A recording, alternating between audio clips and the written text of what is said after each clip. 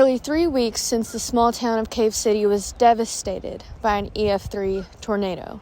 And this concrete slab that I'm standing on right now used to be a church building that was swept away by that tornado.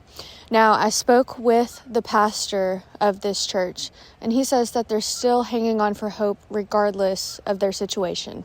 I'm outside of Washington County Courthouse where nearly 200 protesters line the streets behind me. This pickup and drop-off spot is one of the most high traffic areas on campus. There are some students are seen either crossing in an unsafe manner or crossing diagonally outside of the crosswalks. Now, I was able to speak with UAPD police officer Alan Porter, and he says that if he ever had to drive one of these buses, he would probably pull his hair out. Many women with ADHD aren't diagnosed until later in life. This can often lead to depression or anxiety. Going to school from 9 to 5, then going to work from 5 to 9 is the reality of many students on campus. Some students have even said they've skipped class to go to work. Fayetteville is growing at a significant rate, and that means some changes have to be made. The train bank that has been sitting here for the past 30 years is next to go. Imagine being arrested and taken to Washington County Detention Center, where you'll probably have to sleep on the floor. This is how one previous inmate, Donnie Vincent, felt when he was arrested last year. Whether you're in a classroom having a hard time focusing, oh my gosh, hold on, I forgot about something. Or if it's like that super important meeting that you forgot about, ADHD and women can be really difficult. It's been nearly 3 weeks since the small town of Cave City was devastated by an EF3 tornado. And this concrete slab that I'm standing on right now used to be a church building that was swept away by that tornado. Now, I spoke with the pastor of this church, and he says that they're still hanging on for hope regardless of their situation. This is material things. The church didn't get blown away. The building got blown away. Sam and Neela Manuel were shocked to find their church completely destroyed the next morning. It was just kind of not real. You felt like you're just a dream or something. The tornado swept through Cave City, tearing roofs off of homes, bending billboards, wiping out several buildings, and injuring 5 people. The city was placed under a state of emergency by the mayor. Sam and Neela built their church from the ground up 22 years ago, and they say it was hard to believe their church was actually gone. So when I walked in and saw the things that we'd built with our own hand and seen it just in a big pile there, it was really just heartbreaking. Half the church, the big steel beams, they were just twisted. The only thing left standing, a grand piano. I asked my wife, I said, if you'll play us a song, I'm just going to go live on Facebook, just to kind of give a little hope to the people in town. They were being so helpful, but they were suffering too.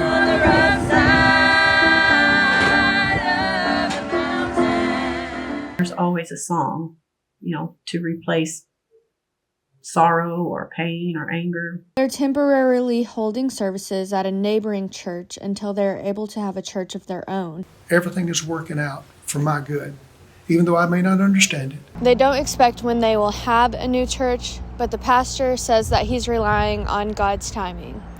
In Cave City, Carlee Gilpin, 4029 News. The Washington County Detention Center has been grappling with overcrowding issues since 2018. Today, the detention center is over capacity by 140%. Sheriff Jay Cantrell says he started noticing the population growth within the detention center since 2013. Our numbers are going up. They're creeping up. They're creeping up. They're going up.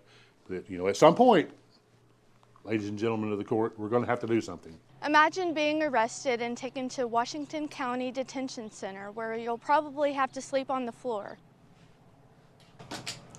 This is how one previous inmate, Donnie Vincent, felt when he was arrested last year. I necessarily didn't want to stay on the floor. Like I said, jail it's not a convenient place to go to, but there was a good 15 to 20 people on the floor whenever I was in there. After voters rejected a $100 million expansion plan and sales tax increase, the Quorum Court agreed to use nearly $20 million received from the American Rescue Plan Act for the project. The detention center plans to add 130 beds and expand their intake area and medical space. Sheriff Contrell says it would make the work environment more manageable. Stepping over people that are sleeping on the floor to go do their daily or their hourly jail checks to check on all the people. It's just going to make the working conditions a lot better. And you get 50 people crammed into a place that's really designed for 24. Right. The intentions are short. Their plan is to find a contractor locally and to break ground around the first of the year.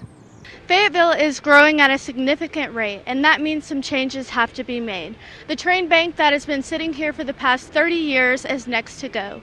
Let's take a closer look. The historic Dixon Street train bank is causing a logo commotion as it faces closure at the end of this month. Bank officials announced the branch would permanently close at 5 p.m. on September 29th. Elizabeth Essex is a regular account holder at the bank, and she says the bank made simple tasks more exciting. Even a person like me that doesn't necessarily want to do something like responsible, like going to a bank, can kind of get into the idea of going to a train to do it. The owners of the bank sold the land to Ramble North LLC for nearly $2.5 million. Ted Belden and Greg House with Ramble North plans to build a hotel on the property. Silas Tremaine is a bartender at Tin Roof, and he says he is excited for the future of Dixon. I'm looking forward to seeing a lot more people, and I think that will greatly impact Dixon Street in general. With new plans underway for a hotel, the train bank's fate is undecided. Elizabeth says the residents of Fayetteville aren't being taken into consideration. No one local seems to really be excited about it. The hotel isn't going to benefit many people that actually reside here. According to Greg House, the architects for the hotel have been looking at ways to incorporate the train cars into the project if it is possible. The train bank has been a part of Fayetteville since 1996, so finding its new home is important to the bank officials. For UATV, I'm Carlee Gilpin. Many women with ADHD aren't diagnosed until later in life. This can often lead to depression or anxiety. Let's take a closer look. Girls typically display inattentiveness rather than hyperactivity, leading to a later diagnosis. According to experts, the percentage of women ages 23 to 49 diagnosed with ADHD have nearly doubled since 2020. Some women, like Catherine Scale, have been misdiagnosed with anxiety instead of ADHD. The world was too noisy, was the way I worded it. And when my doctor heard that, he's like, oh, you're anxious. Whether you're in a classroom having a hard time focusing, oh my gosh, hold on, I forgot about something. Or if it's like that super important meeting that you forgot about, ADHD in women can be really difficult.